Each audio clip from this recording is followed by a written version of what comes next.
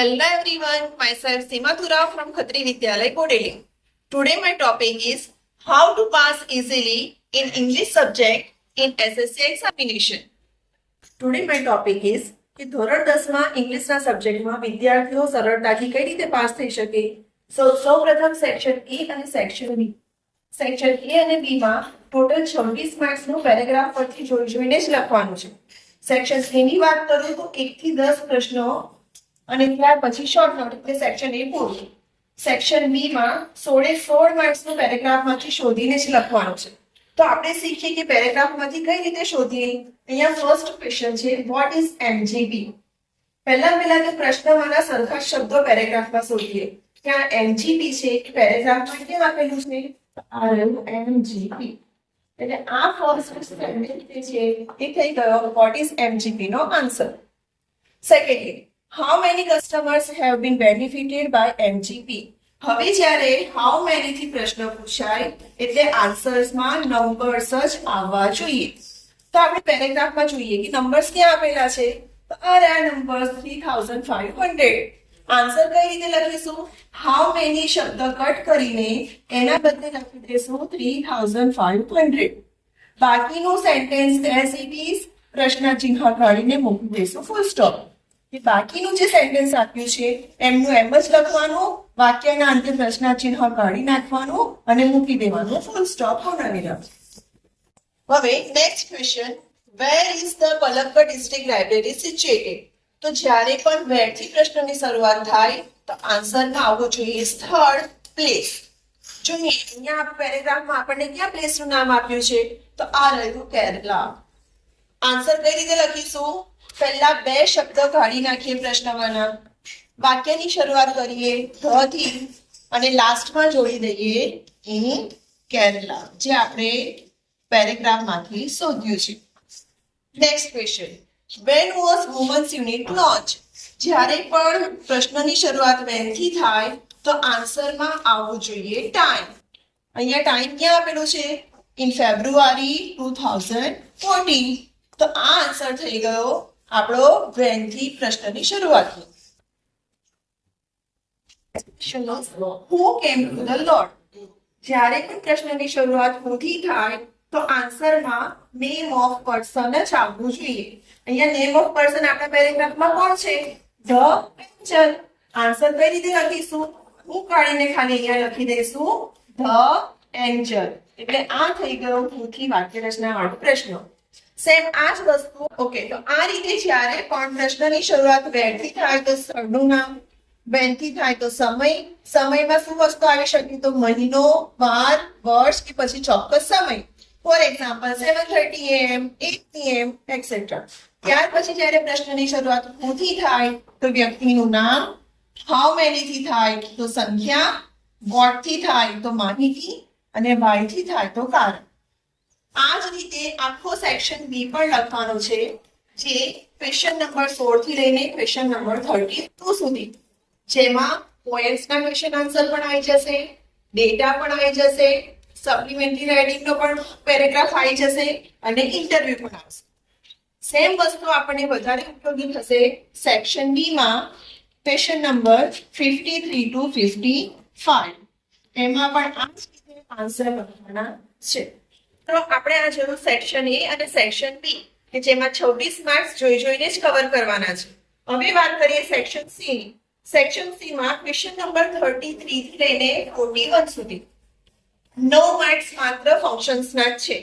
ફંક્શન્સને પણ આપણે સહેલાઈથી યાદ કરી શકીએ. જોઈએ અહીંયા પહેલા 33 ક્વેશ્ચન નંબર. અહીંયા જો શબ્દ આપ્યો છે પ્લીઝ. પ્લીઝ હોય એટલે એક જ ફંક્શન્સ મેકિંગ રિક્વેસ્ટ. અહીંયા શબ્દ આપેલો છે the main.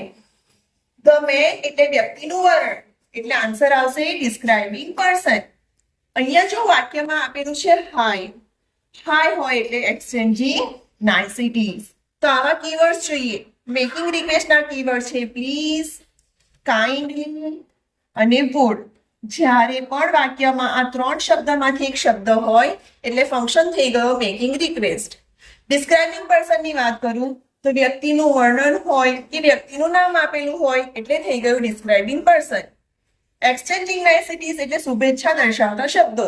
Hi, hello, congratulation, વાવ, આ બધા શબ્દો શુભેચ્છા દર્શાવે છે એટલે એ થઈ ગયા એક્સચેન્જિંગ નાઇસિટીઝ. તો આવા કીવર્ડ્સ પરથી આપણે ફંક્શન્સને યાદ રાખીએ અને 9 માર્ક્સ પૂરેપૂરા આપણે બોર્ડની એક્ઝામમાં કવર કરીએ. એ છે સેક્શન ઈ.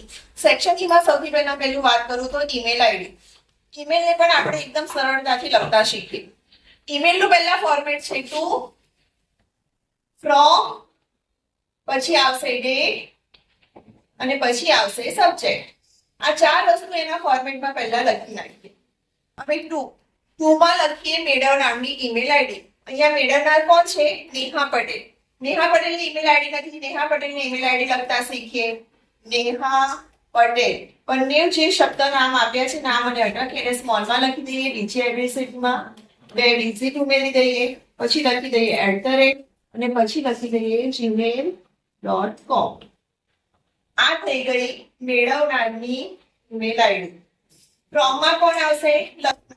અહીંયા લખનાર છે હેપી શાહ. એટલે હેપી શાહની ઈમેલ આઈડી લખીએ. હેપી શાહ, પછી 3 ડિજિટ એડ કરી દઈએ અને પછી લખી નાખીએ @gmail.com. @gmail.com દરેક ઈમેલ આઈડીમાં કોમન જ રહેશે. આ રીતે લખીએ ઈમેલ આઈડી. પછી છે ડેટ. જે દિવસે તમારું પેપર છે તે દિવસની ડેટ લખો. આપણે અહીંયા આજની ડેટ લખીએ છીએ 10 ડિસેમ્બર 2024 અને પછી આવે છે સબ્જેક્ટ. તો આ સબ્જેક્ટ આપણા ઈમેલના ટોપિકમાં આપેલો છે. શું છે?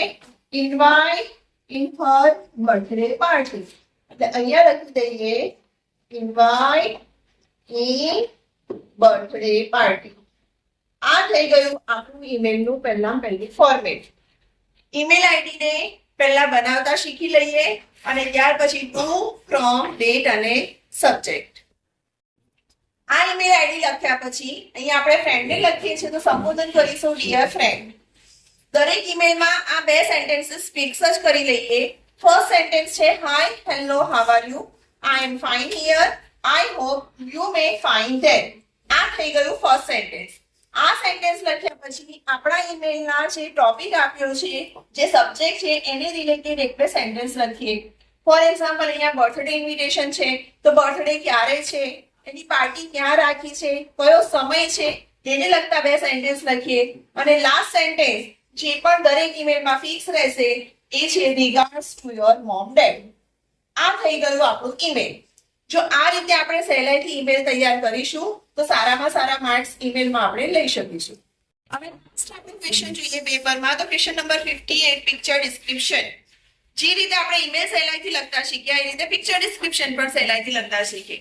સૌથી પહેલું તો પિક્ચરમાં આપણને કઈ કઈ વસ્તુ દેખાય છે તેના નામ લખીએ. જેમ કે આ છે ટ્રી, આ છે બોલ, બોય, બેન્ચ, ગ્રેન્ડપા. આ બધી જ વસ્તુઓ છે. એ બધી વસ્તુઓને આપણે અંદર નામ લખી દઈએ. સૌથી પહેલું પિક્ચરનું first sentence that is fix. This is a picture of garden. ગાર્ડનનું ચિત્ર છે એટલે આપણે લખી લઈએ this is a picture of garden.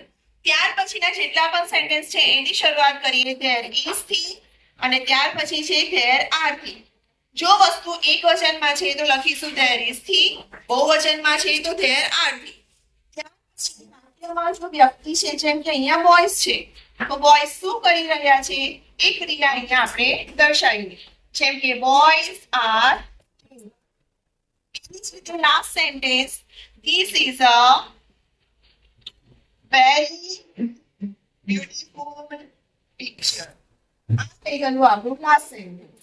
તો આ જે કંઈ પણ વસ્તુ દેખાય છે તેના એક સેન્ટેન્સ there is થી there are થી બનાવીએ એટલે એટલીસ્ટ 7 થી 8 સેન્ટેન્સ આપણે આરામથી લખી શકીએ. એટલે પિક્ચર ડિસ્ક્રિપ્શનમાં પણ આપણે ઇઝીલી મેક્સિમમ માર્ક્સ કવર કરી શકીએ. હેલો એવરીવન, અગાઉના વિડીયોમાં આપણે ડિસ્કશન કર્યું હતું સેક્શન A, B, C અને સેક્શન E. આજનો ટોપિક છે section A, question number 11.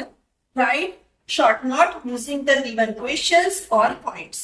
Short note is not a topic of cramming. કે શોર્ટ નોટ જે છે એ ગોખણપટ્ટીનો વિષય બિલકુલ પણ નથી. શોર્ટનોટને એકદમ ઇઝીલી લખતા શીખીએ. આપણને શોર્ટનોટના ઓલરેડી પોઈન્ટ્સ ઓર ક્વેશ્ચન્સ આપેલા જ છે. એ જ પોઈન્ટ્સ અને ક્વેશ્ચન્સનો ઉપયોગ કરીને શોર્ટનોટને બનાવતા શીખીએ. I have a short note. Ramsing 070, the human robot. પહેલા what was the color of the robot? તો અહીંયા આન્સર આવી ગયો blue. Next question is what would he do? So he is able to do cleaning, arranging clothes, collecting the groceries, buying fruits and vegetables. આ બે ટોપિકના વચ્ચે એક extra sentence લખેલું છે. ત્યાર પછી છે which were three principles that were in his belief system. રામસીના જે ત્રણ પ્રિન્સિપલ્સ છે એ ત્રણ પ્રિન્સિપલ્સ અહીંયા અંડરલાઈન કરીને બતાવેલા છે. પણ સેકન્ડ ટોપિક અને થર્ડ ટોપિકની વચ્ચે બીજું એક એક્સ્ટ્રા સેન્ટેન્સ લખેલું છે. તો આ રીતે આપણને જે અંદર પોઈન્ટ આપ્યા છે એ પોઈન્ટની સાથે સાથે બીજા એક પોઈન્ટને રિલેટેડ એક સેન્ટેન્સ આગળ અને એક સેન્ટેન્સ પાછળ એડ કરીએ અને શોર્ટ નોટને લખીએ, જેનાથી આપણે પૂરેપૂરા શોર્ટ નોટના 3 માર્ક્સ કવર કરી શકીએ. અને મેક શ્યોર કે એક પણ સ્પેલિંગ મિસ્ટેક થવી ન જોઈએ. વિધાઉટ સ્પેલિંગ મિસ્ટેક શોર્ટ નોટને પોઈન્ટ્સ ઓર ક્વેશ્ચન્સનો ઉપયોગ કરીને ઇઝીલી લખીએ અને પૂરેપૂરા માર્ક્સ કવર કરીએ. Now next topic is section E, question number 56. Write a paragraph in 125 words. That means essay writing. આમ જોવા જઈએ તો એસે લખવું પણ ખૂબ જ ઈઝી છે, કેમ કે એસેમાં પણ આપણને ઓલરેડી પોઈન્ટ્સ આપેલા જ હોય છે.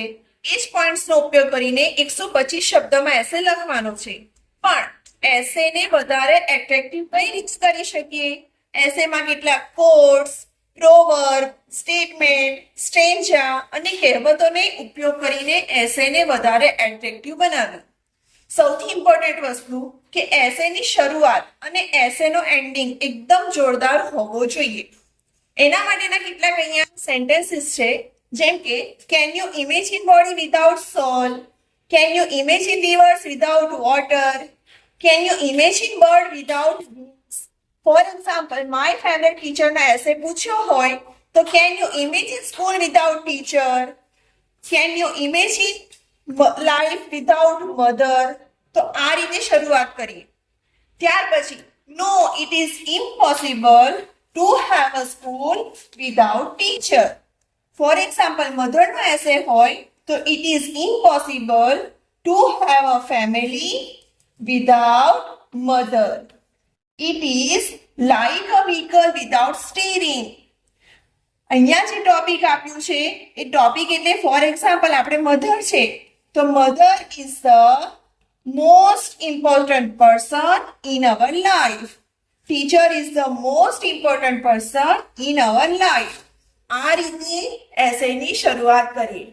ત્યાર પછી કેટલાક સ્ટેટમેન્ટ્સ છે અહીંયા. ફોર એક્ઝામ્પલ, ટ્રીનો એસે છે તો trees are our never Fehling friends.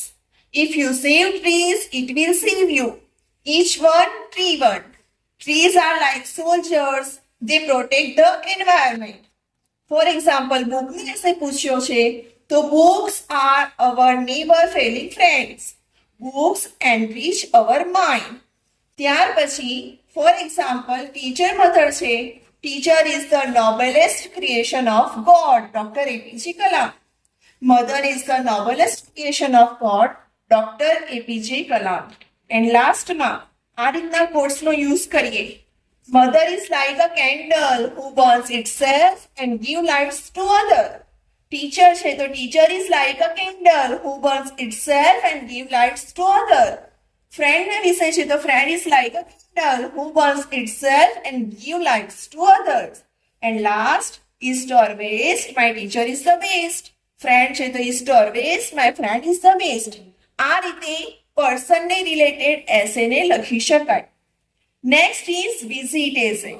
Visit essay means કે તમે જગ્યા પર વિઝિટ કરી છે એના વિશે એસે લખવાનો છે. પહેલી તો ફર્સ્ટ થિંગ કે વિઝિટનો જે એસે છે તે હંમેશા પાસ્ટ ટેન્સમાં જ લખાય. જેમ કે તમે કોઈક જગ્યાએ પિકનિક પર ગયા છો, કોઈક વિઝિટ પર ગયા છો, કોઈક ટૂર પર ગયા છો, ત્યાર પછી તમે એસે લખો છો એટલે વિઝિટનો જે એસે છે હંમેશા પાસ્ટ ટેન્સમાં જ લખવાનું.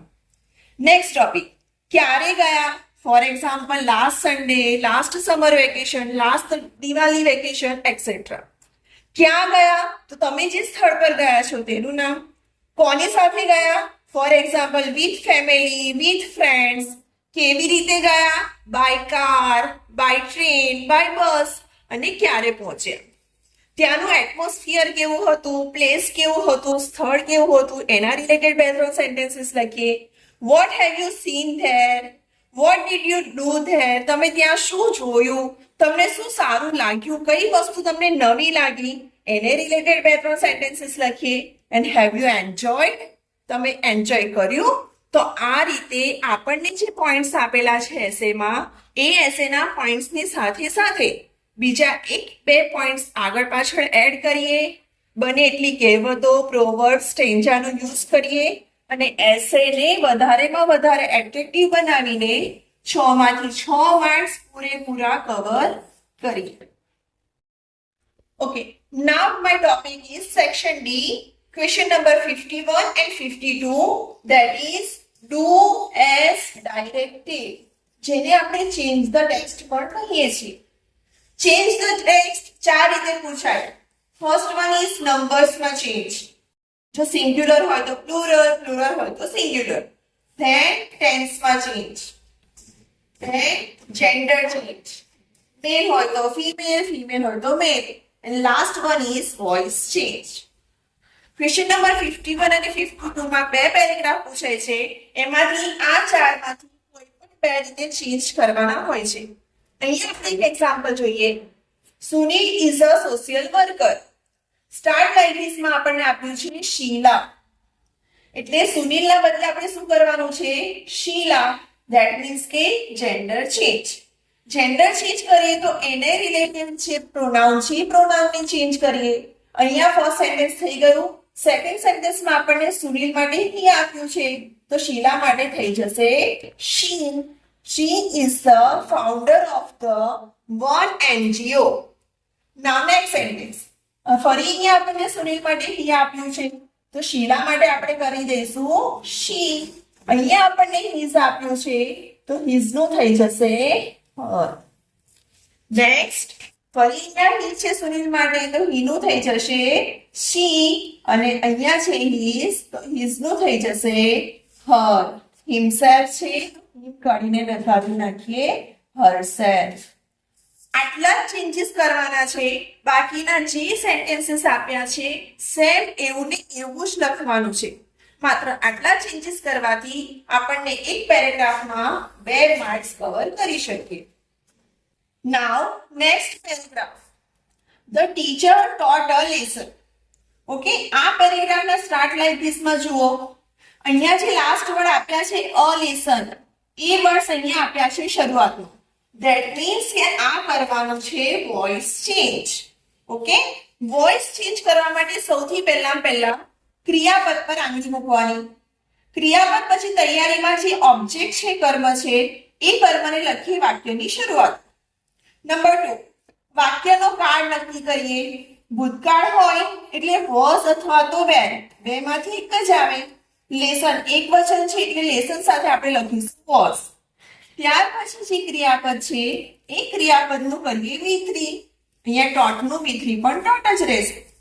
પછી લખવાનું બાય અને ત્યાર પછી આપણો જે કર્તા છે ધ ટીચર એ લખી દઈએ લાસ્ટમાં.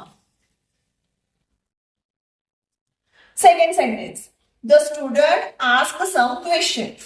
સૌથી પહેલા ક્રિયાપદ પર આંગળી મૂકીએ. ક્રિયાપદ પછી તૈયારીમાં હોય કર્મ, એ કર્મને લખીએ વાક્યની શરૂઆતમાં. વાક્યનો કાળ નક્કી કરીએ.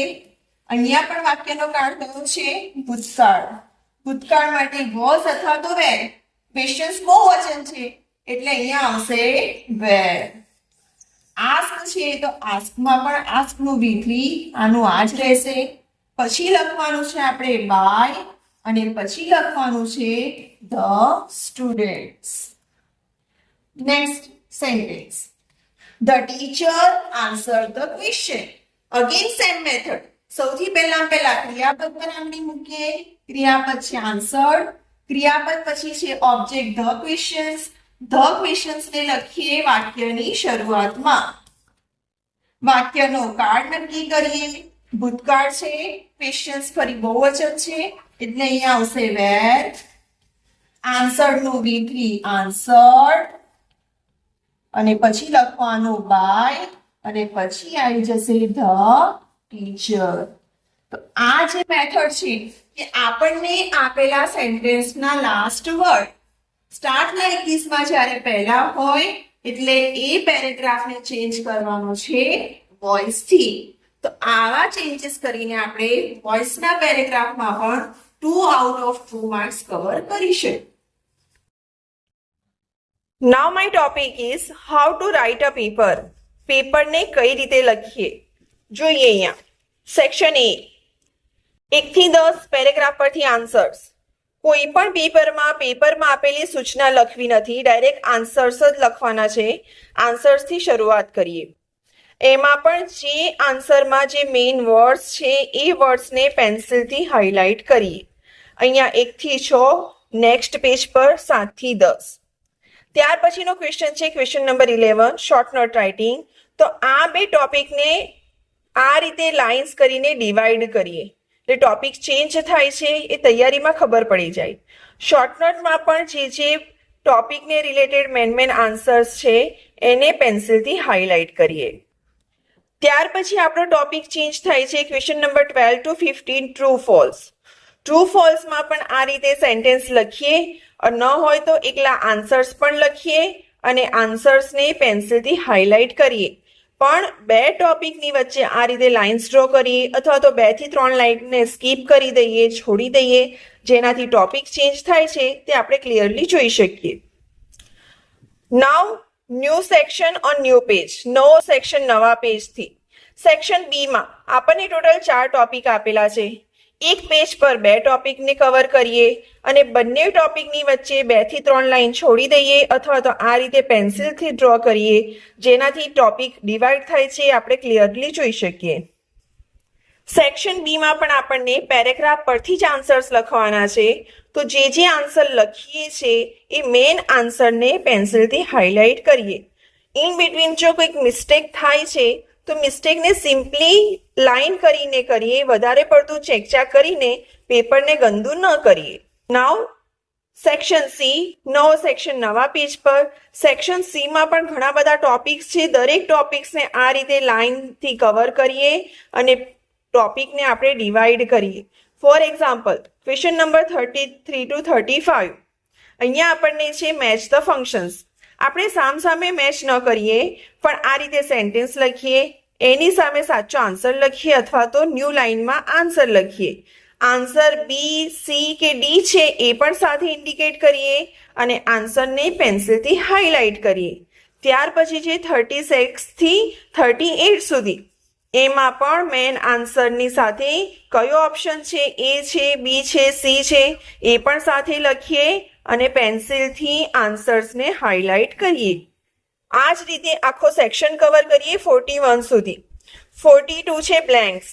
બ્લેન્ક્સમાં આપણને જે સેન્ટેન્સ આપ્યા છે એ સેન્ટેન્સ લખીએ અને મેન આન્સરને આ જે પેન્સિલથી બોક્સ કરીએ અથવા તો પેન્સિલથી હાઇલાઇટ કરીએ. તો આ રીતે મેન આન્સર પર જ પેપર ચેકરનું ધ્યાન જશે. એ જ રીતે સેક્શન ડીમાં fill in the blanks based on reported speech. એમાં પણ બ્લેન્ક્સને આ રીતે પેન્સિલથી કવર કરીએ. 47 to 49 માં જોઈન ધ સેન્ટેન્સીસ. કયા કન્જક્શનનો તમે ઉપયોગ કરો છો એ કન્જક્શનને યુઝ કરીને સેન્ટેન્સને ફરીથી લખવાનું છે. માત્ર એન્ડ, ધો, ઓર એલ્સ નથી લખવાનું, પણ કન્જક્શન સાથે આખો સેન્ટેન્સ ફરીથી ફ્રેમિંગ કરીને લખવાનું છે. કયા કન્જક્શનનો ઉપયોગ કર્યો છે એ કન્જક્શનની નીચે પણ આપણે પેન્સિલથી હાઇલાઇટ કરીએ. And last one is section E, essay writing. હમણાં આપણે જોયું એ પ્રમાણે એસેના વિવિધ સ્ટેટમેન્ટ છે, કોડ્સ છે, એનો ઉપયોગ કરીને એસેને એટ્રેક્ટિવ બનાવીએ. એન્ડ એસેમાં કેટલીક પ્રોવર્બ છે એ પ્રોવર્બનો પણ ઉપયોગ કરીએ. And last topic is section email writing. Email રાઇટિંગમાં પણ આ રીતે બોક્સ કમ્પલસરી કરીએ અને ઈમેલને સારા અક્ષરે લખીએ. And last question number 58, picture description. Picture ડિસ્ક્રિપ્શનમાં પણ આપણને પિક્ચરમાં શું શું દેખાય છે એ રીતે પિક્ચરનું પૂરેપૂરું ડિસ્ક્રિપ્શન કરીએ. તો આ રીતે આપણે પેપરને એકદમ સારી રીતે અને એટ્રેક્ટિવલી લખી લઈએ, એકદમ સારા અક્ષરે. પેપરને બને ત્યાં સુધી એકદમ ક્લીન એન્ડ નીટ હેન્ડરાઇટિંગથી લખીએ અને એકદમ એટ્રેક્ટિવ રાખીએ.